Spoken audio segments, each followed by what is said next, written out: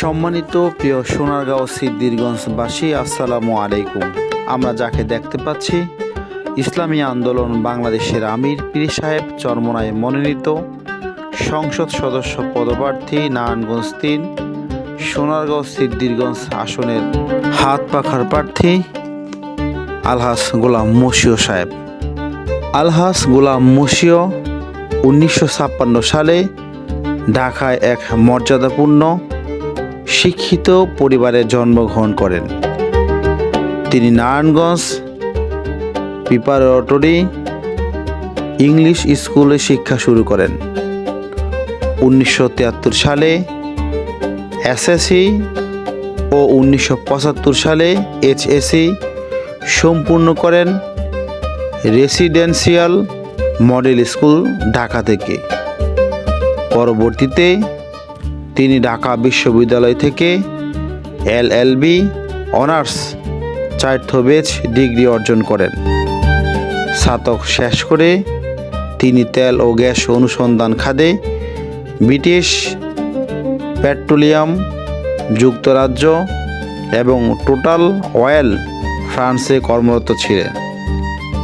2015 সালে তাকে সৌদি আরবে বাংলাদেশের রাষ্ট্রদূত ও আইসিতে বাংলাদেশের স্থায়ী প্রতিনিধি হিসাবে নিয়োগ করা হয়, যেখানে তিনি 2020 সাল পর্যন্ত দায়িত্ব পালন করেন। বর্তমানে তিনি ইসলামী আন্দোলন বাংলাদেশের কেন্দ্রীয় আন্তর্জাতিক বিষয়ক উপদেষ্টা হিসাবে দায়িত্ব পালন করছেন। সর্বোপরি গোলাম মশিউ সাহেব একজন সম্ভ্রান্ত পরিবারের সন্তান, বংশ আভিজাত্য সর্বোপরি সর্বোচ্চ।